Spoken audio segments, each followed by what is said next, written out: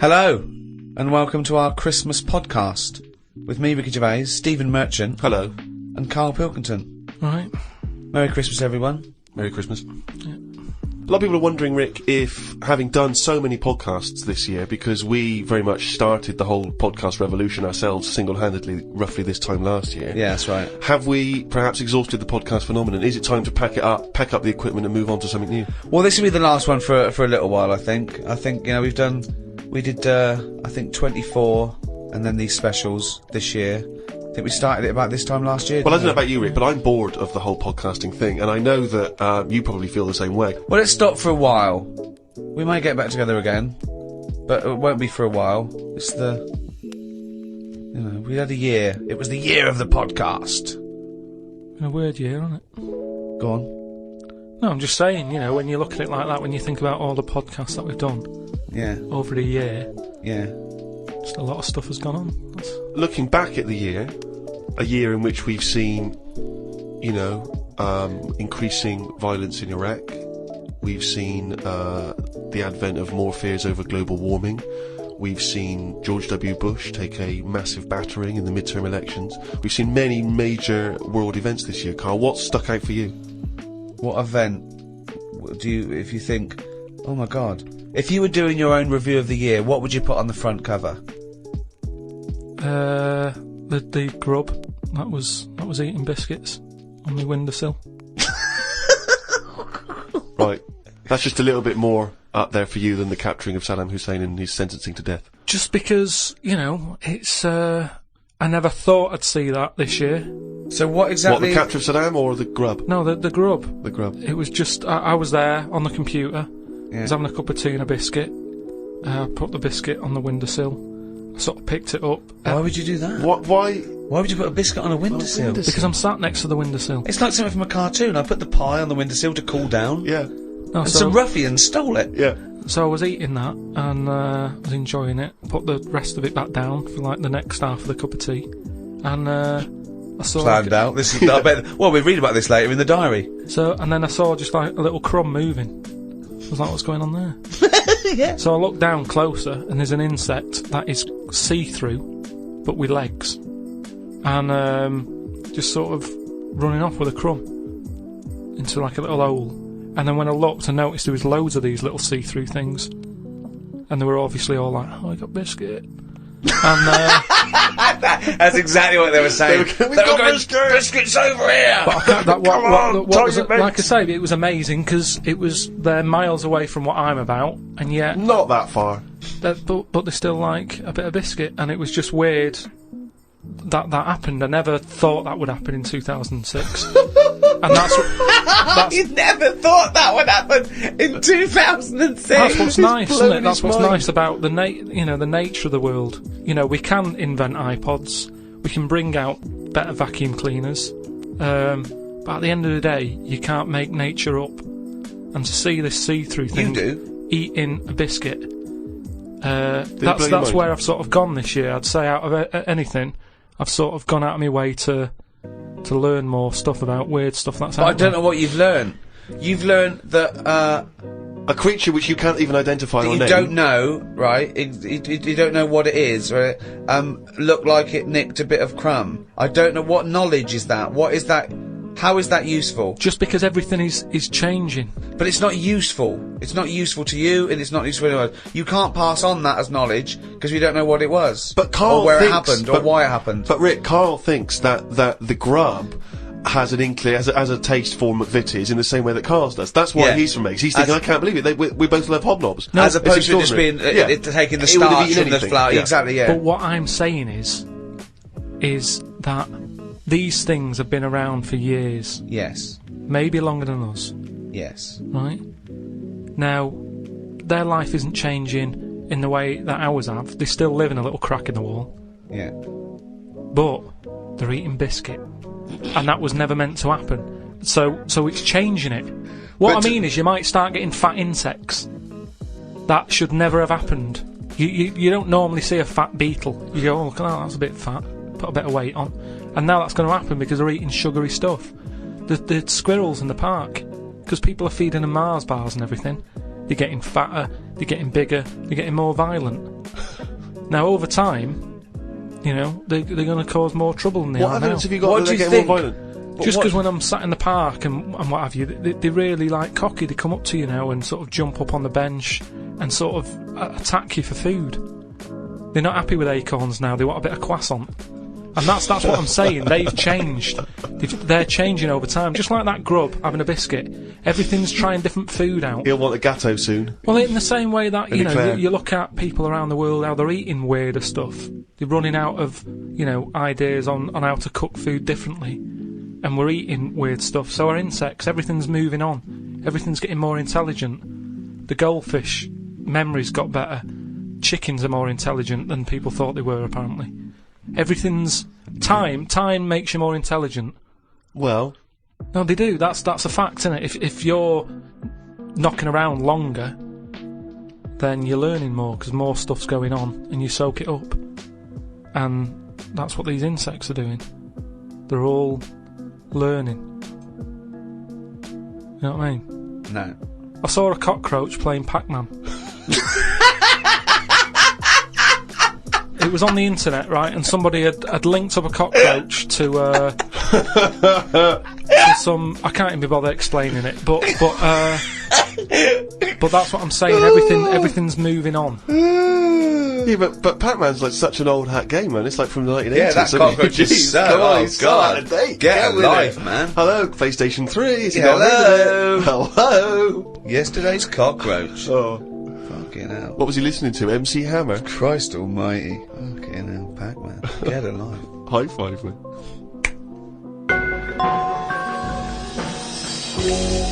I was in the supermarket recently, just walking past the condoms on the way to the pornography, and I thought, you know, it's worth perhaps, you know, getting a stocking.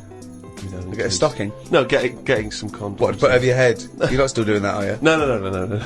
No, I thought it was worth getting some condoms in. You know, it's this Christmas party season, and you never know when you're going to run out of balloons. and I was weird because the condoms in the supermarket are contained in a kind of cage, in a plastic cage, so it makes it all the more embarrassing buying them. Because I took them off the thing and I was trying to open it, sort of, because I thought that they would, you had to open it. Try it on. Exactly. Okay, this, you know, in case it doesn't fit. Exactly. Bring it back. Yeah. Bring it back, yeah. And I was Do you do alterations? Yeah, we do, yes. £5. And so I'm trying to open this thing, and this guy who works there, sort of with his middle-aged guy who works there, goes, you have to take that to the checkout. So you can't open that yourself. And I was just, because I don't know, I still find it very embarrassing, you know, dealing with any of that sort of, you know, prophylactics and things. The novelty of that is still very embarrassing to me. And so I just left it. I thought, forget it, I'm not gonna take these to the counter, because you never know. It's like if you get served by a woman, it's still a bit embarrassing, particularly if that's all you're buying. Because she knows what you're up to. You're going to fill them up with water and throw them at students. And but anyway, the reason I mention this is because it reminded me of the conversation we've all enjoyed in the past, Rick, about when Carl bought for his girlfriend for Christmas. Was it a 2-pack? A 2-pack of what was it? condoms? Wasn't it about buy one get one free? Yeah. It was a bumper family pack, wasn't it? Not Yeah. a family, obviously. That'd be weird. Yeah, a family pack of condoms. One for the kids. Enjoy yourselves. So that was a couple of years ago, Carl, the famous condom gate. Have you bucked your ideas up since then? Not really. They were the early days. Do you mean the early days? You'd been going out with her for about 8 years, hadn't you? Yeah, but I just think that as time goes on, you don't sort of buy each other as many presents. Oh, so sorry. That was a bumper year, was it? That was a hell of a. She went. Oh, I remember when you used to buy me stuff like condoms. It's gone downhill since then. Well, no, she your didn't know presents. she was getting them. What I mean is, there's less. Of course, surprises. she didn't. That's what I mean, though. It was sort of interesting to when I gave them her and said, "There you go, open them." She was not expecting that, and as time goes on, No, she was probably expecting a piece of jewellery or a holiday in Paris. it's more difficult, is what I mean, to surprise someone, innit? Over No, time. no. But the surprise thing is meant to always be a good surprise.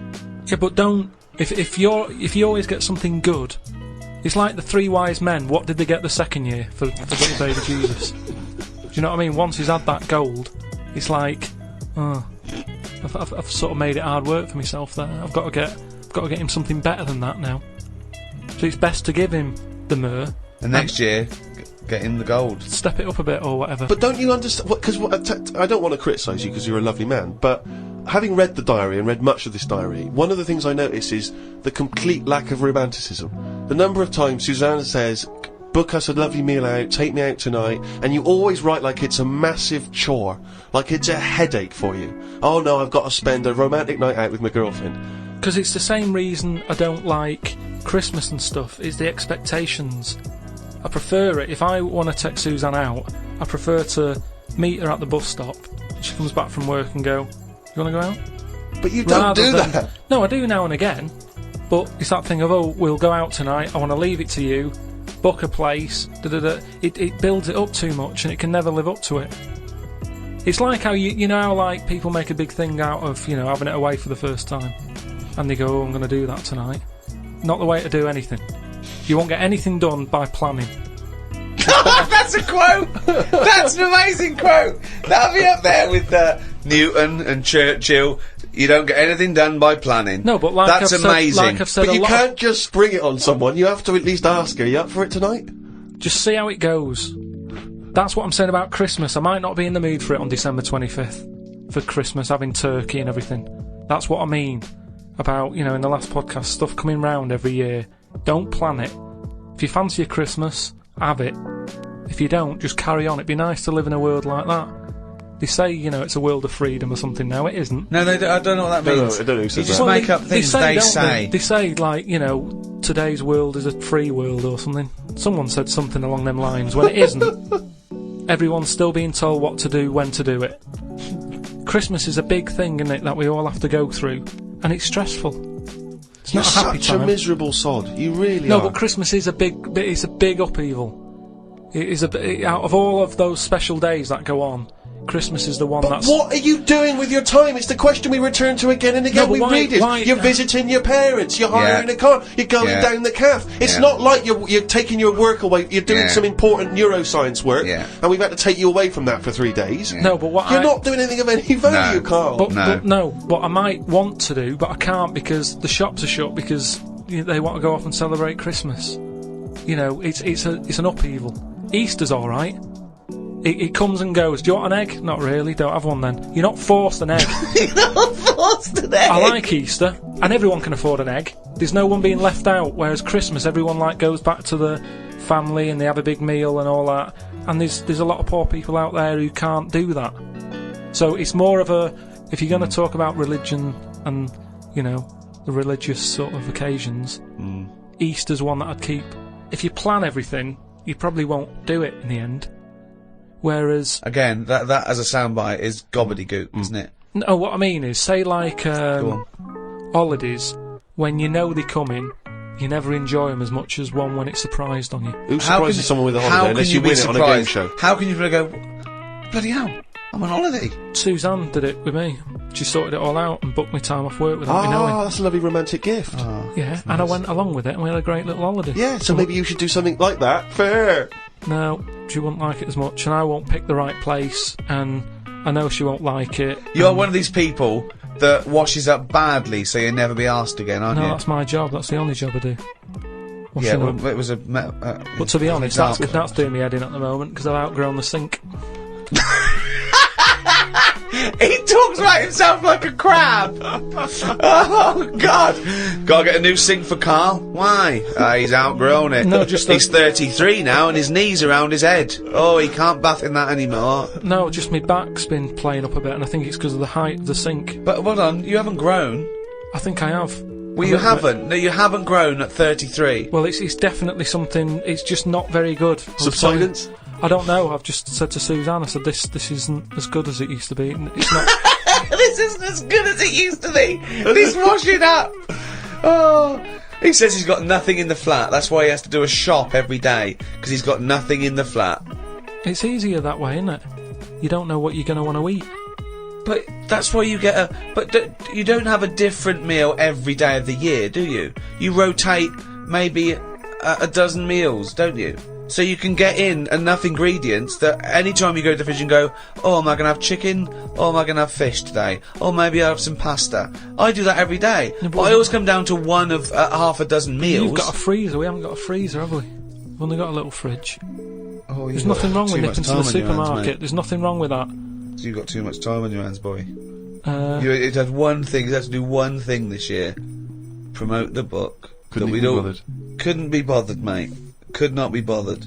I haven't seen Karl, an interview with him. I haven't seen him on the TV. Oh, he was on the TV a while back on the thing called The Culture Show, oh, yeah. BBC Two.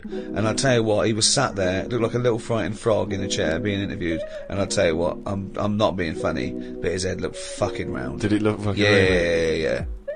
Literally looked like a little fucking round-headed twat. Yeah, I'm doing that. And that's my personal opinion. Yeah. Did you enjoy that interview? Not really. Why? Well, I met a guy, funny you should mention that, I met a guy when I was in France recently, and I met a guy, he wasn't a Frenchman, but he was over there, and he saw me, he was a bit drunk, and he came over and he went, Karl Pilkington's got a head like a fucking orange. and I high-fived him and we agreed. I thought, isn't that nice? You know, even when you're abroad, you can find someone who speaks sense. Yeah. They shaved your head more? No. It's just They sort of greased it up a bit just to get a bit more reflection off it. No, they put a lot of makeup on it. They said, do you want any makeup? I said, not really. And that's when I was like at the back where they could have done it. And then I went and sat in the chair and there's like a live audience there. And the woman goes, no, I best do some colouring in. And it was like She gave you a book to colour in? people. No, she started colouring my head in. And she was like had some brown powder. She's doing my head, doing the top of it and stuff. I was going, isn't that enough now? And everyone's looking and sort of laughing to themselves that I'm having my head coloured in. I'm sure she was doodling on the top. She took longer than anyone else who she was doing. I watched like other people who were on. Well, she's got more flesh to do. When you do usually powder someone, it stops at the forehead. Yours had to go round to the fucking back. Yeah, but the camera wasn't at the back of my head. She was just kept going. No, and but going. the shine for the cameras that would get The in glare. people's eyes. They've got to be careful. Health and safety, the light will bounce off into the eyes of the audience, blind them. Yeah, well, I wasn't happy with that anyway.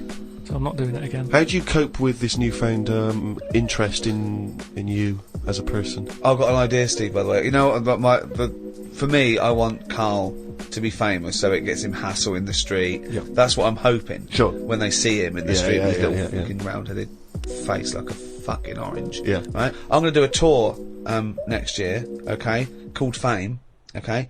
And everywhere I play, if I hopefully play to millions of people in, I might even go to America, but I'll make sure the theatres I play, or there's a picture of Karl on the seat, right, that they can put in their window. So next year, I want a picture of Karl Or in what every they're arse window. with. Or whatever. But if you can make this yourself, put Karl everywhere. So, have you seen this bald-headed twat? Please make up the posters. Just send emails to friends. Absolutely. I want to see pictures. If you own a shop, but a big picture of him. If you even if you're, your own home, your own flat, get it everywhere. Have you seen this bald-headed twat? This is Karl Pilkington. He's got a head like a fucking orange. Get it everywhere. I want to see the world papered with Karl's round head. Happy New Year.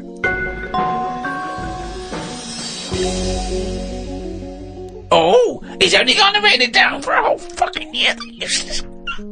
That, of course, signifies another reading from Karl's diary. This is the last one of both 2006 and on any podcast for a while. Let's make the most of it. Let's enjoy some of the wisdom. I also think Karl it's the Pilkington. last time ever he will make an entry in this diary, because you're not going to keep another one, are you? I don't know yet. I might just get a smaller one. But I found that since keeping a diary, I've gone out of my way to do more stuff. Well, you say that, but Well, let's find out. Let's find out if that's true. No, I have. I read a bit in the news about people being injured while trying to cut open avocados. It's a food that ain't worth injuring yourself for. If it's a hassle to get into, leave it to the experts. I have never bought one. I have also avoided coconuts and pineapples. The amount of hassle to get into these things outweighs the joys they give. Yeah. It's the same reason I never bought a pair of Dr. Martin boots. Too much hassle when it's time to take them off. Yeah, a lot of my mates used to wear them in like the 80s. You know, you can't just kick them off, can you? It's a big upheaval. You've got to unlace them, you mean? Yeah, I mean, since I found shoes with Velcro on them, brilliant. Just the way I don't understand why laces. Is it because you can't tie your laces? No, I can do it, but it's wasted time. You're so lazy. Wasted time. That gives him more time to sit around and look at insects How long eating does it take to biscuits. take off a pair of boots? Well, it's 14 ridiculous. seconds? He can't fill his days as it is. No, but I don't understand how some inventions sort of catch on and other things don't. But this is what I mean. He's got too much time on his hands. Sitting around at home thinking, why are we not using Velcro more? But there's Why one are we Velcro manufacturer going, yes! At At last! last. He said what needed to be said. Why don't you get it sponsored? Because you could wear a Velcro toupee. Because that would be great if we could do that. If someone could invent a little hairpiece for Carl, Velcro's the little bit of fluff he's got on the top of his head, his shiny orange-like head. Pop a little Velcro toupee on. I would love that. I would love to get him wearing a wig. But why necessarily reduce it to a toupee? Why not some kind of carrying device? You know, he could carry goods and things around in there, sandwiches. Yeah, he doesn't look like carrying a bag. Well, what about that? A little thing you carried around, a little Velcro thing you carried a pot on your head for your sort of like keys and trinkets and money and that.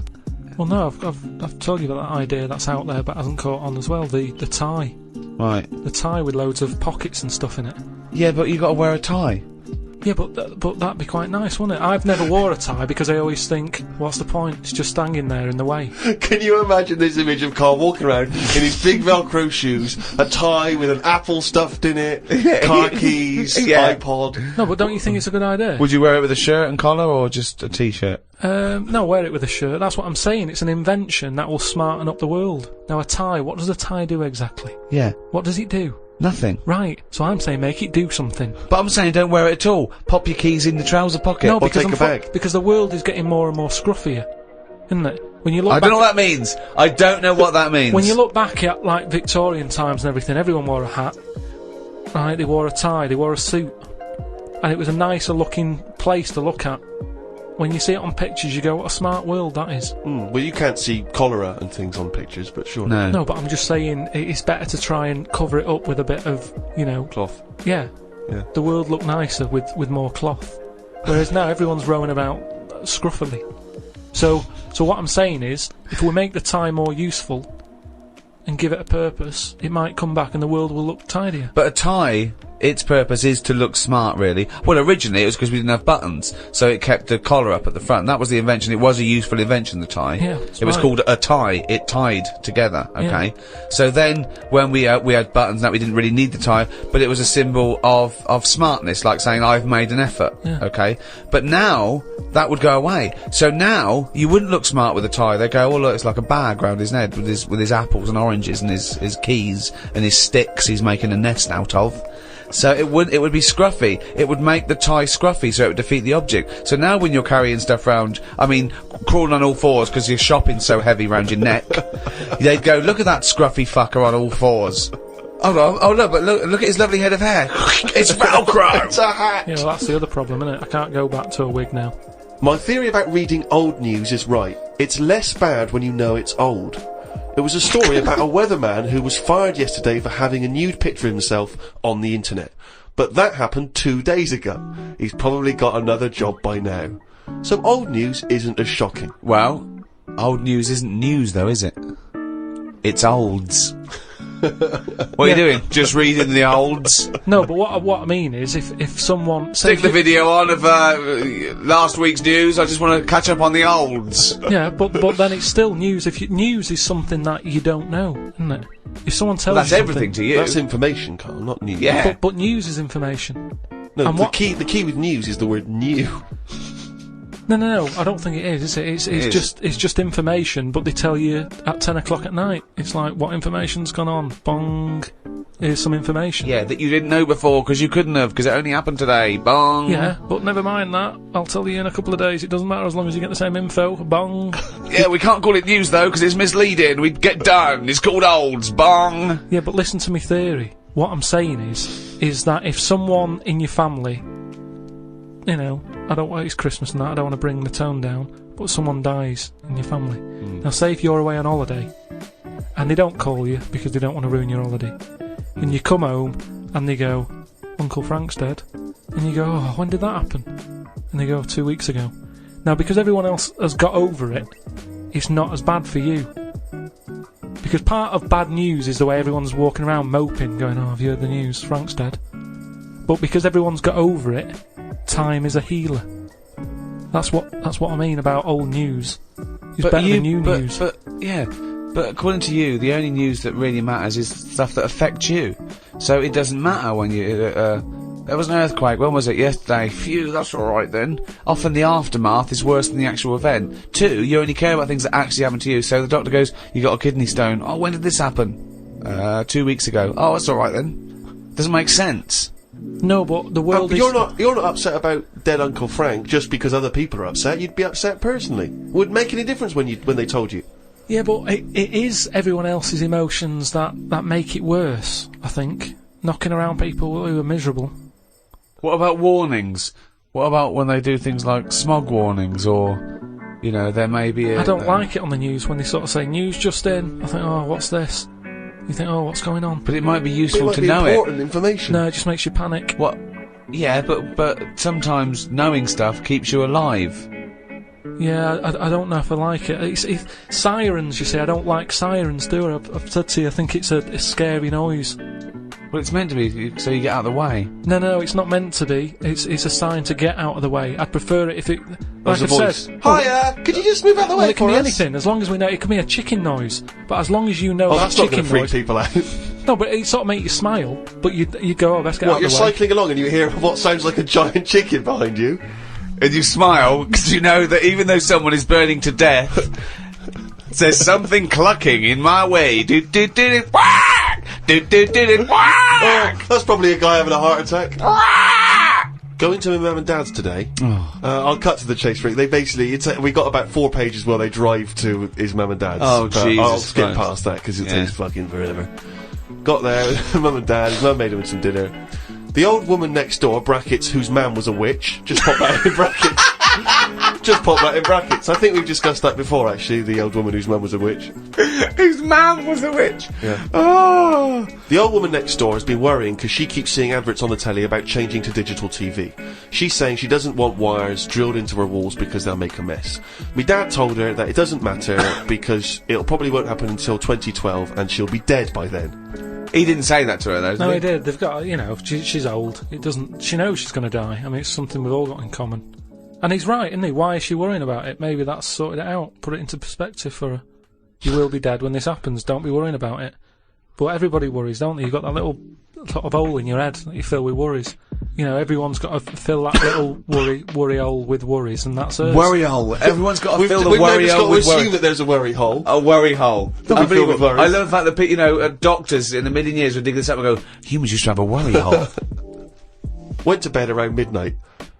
Suzanne and I decided to sleep tops and tails, because it made me get a bit more room. Me dad had cut a bit off the mattress to fit it between 2 cupboards. It's amazing how much of a difference it makes just sawing off a bit of the mattress. You sort of roll to the edge, but the weight of the blankets keeps you in. This is like something from a Roald Dahl book. No, it's just, you know, you think anything you can sort of trim anything, can't you? And it normally works. But with a mattress, I mean, he only took off, I don't know how long that is, but he's sawn off about that much on the mattress and then has stapled it back together again. Amazing. And it just makes so much difference. Of course it does, because a mattress is a very carefully designed object. Yeah, you wouldn't think so, though, would you? Well, you just would think if you had a it's full of fucking brain in sponge. your nut. No, Someone took his brain out of his worry hole? Oh, God. He sawed the mattress in half. So we decided to sleep tops and tails. It just gets stranger. So strange. Why? he did it to make the room nicer with the cupboards on either side. So he sawed a mattress in half. Well, not in half. Can you imagine how much hard it must be to saw a mattress in half? What did he use? What, a big electric saw? Well, it must have been, yeah, because there's a lot of springs and stuff in there. Jesus. So what happens to the springs? They just spring out the side. Well, some sort of stick out a little bit, but you're not lying on top, are you? They come out the side. So it's just got a bit of gaffer tape and a staple gun. Unbelievable. Hey, man alive. It's like... Does he run it as a hotel? That's unbelievable. There are squats with better bedding arrangements. Well, we've had a bit of a bad thing in our house about mattresses and that, because when we first bought our first flat in Salford, you know what it's like when you buy somewhere, you sort of, you haven't got any money, have you, to buy extra stuff that you need. So we bought a bed, right, but there's that rip-off thing with beds where you buy a bed but a mattress doesn't come with it.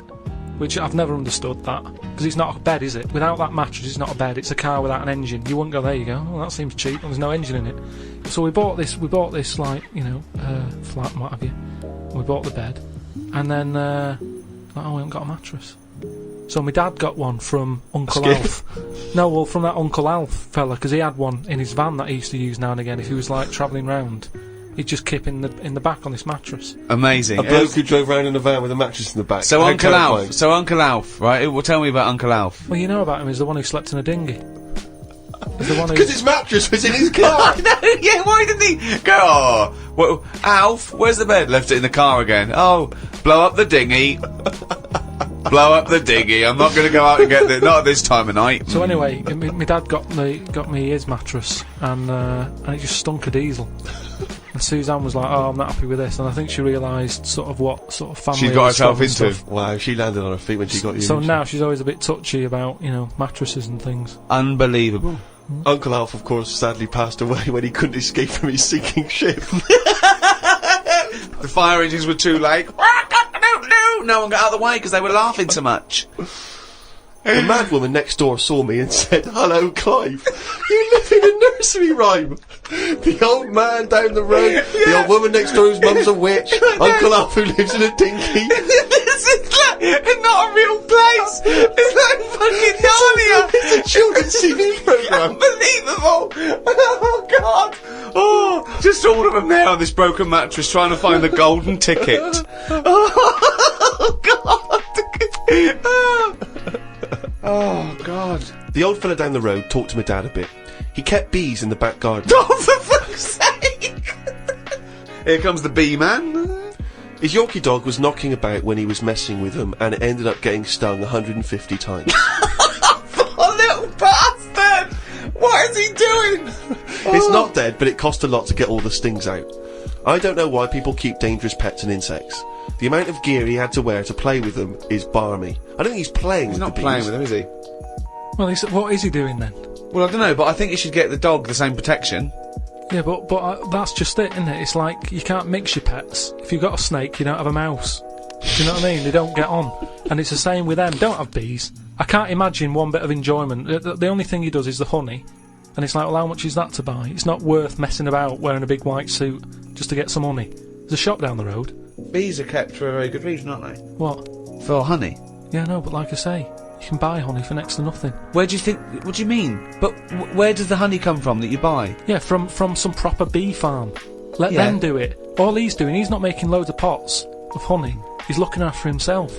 And the thing with honey is it doesn't go off either. No, it doesn't, no. So get 10 bees, Yeah. get the honey made, kick them out.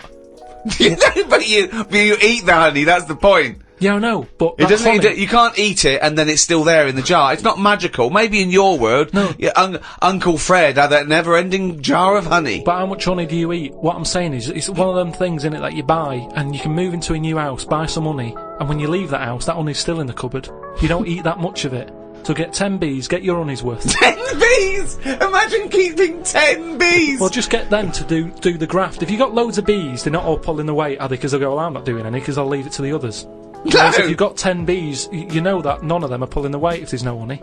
That's what I'm saying. No, it's not a workhouse. Bees don't knock around saying, I got a bad back. Anyway, back to this reading from the Twits. The news covered a story about a fish that knocked about 400 million years ago. It was 33 feet long and had a jaw strong enough to eat a shark in one go.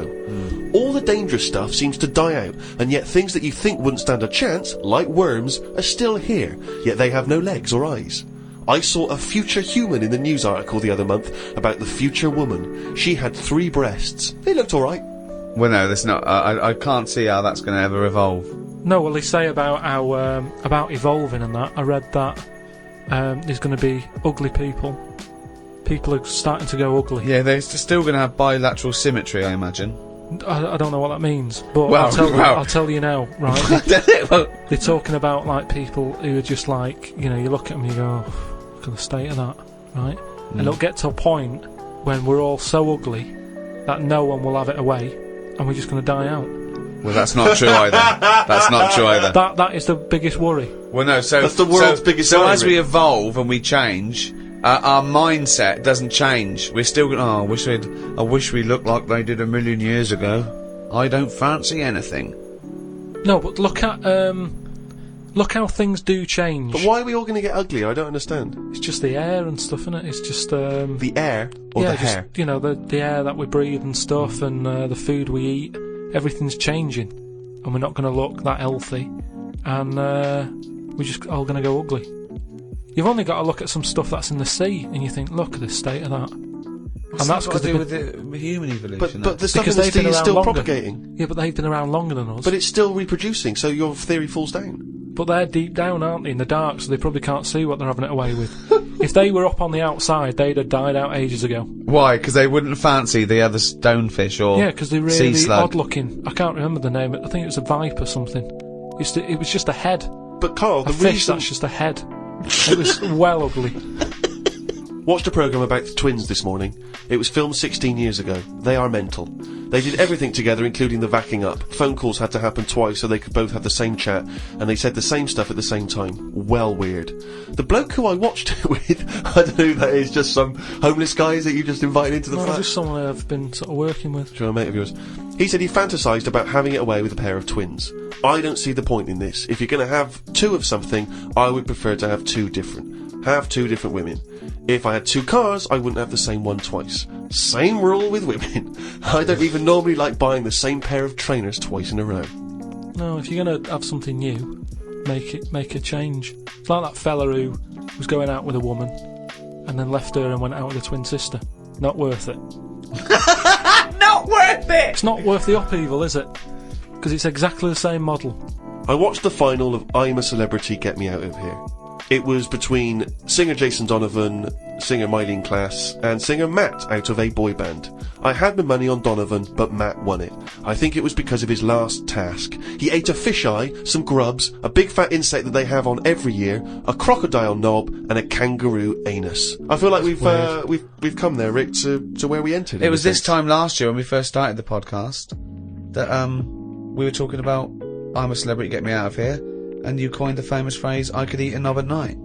Yeah. So it's full circle. It's just that the last series finished recently, and it was astounding that he ate a crocodile knob, he ate a crocodile eye, he chewed up and swallowed a kangaroo's anus, which I to be honest, I didn't know was a food stuff. Could you eat any of that? If I had to eat any of them, it would have to be the anus. What, really? Yeah, more than the other stuff. I couldn't eat anything that's still alive. No.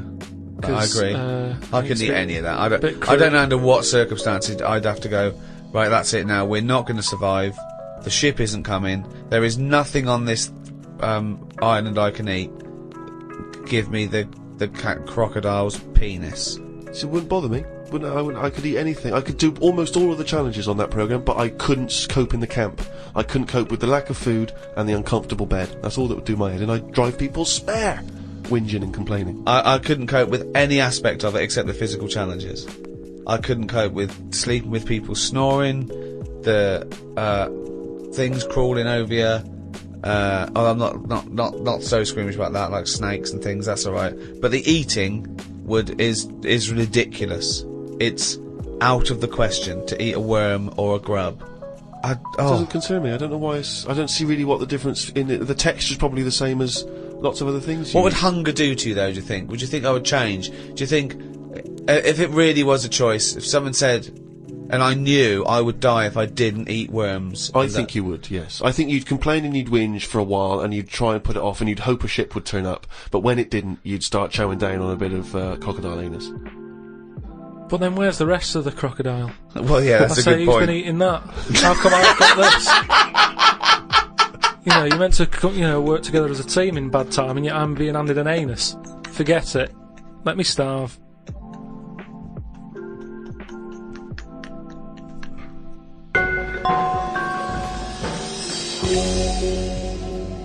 Well, thanks for listening. That was the Christmas podcast. We should say the winner of the last competition we did. They can win the podcast book and Flanimals and the extras book that's out, still available, All available. and the CD. The three CD set of the best of the podcast. Yeah, Is that with right? Series a 1. brand new hour. If you haven't got that, get out. Maybe you've got some record tokens. Yeah, if you've got record Christmas. tokens or book tokens, those are the perfect things to spend them on. Or £50 from your auntie. Exactly. Go and buy one of those. And the winner was Stephanie Prow from the Wirral. Well done, Steph.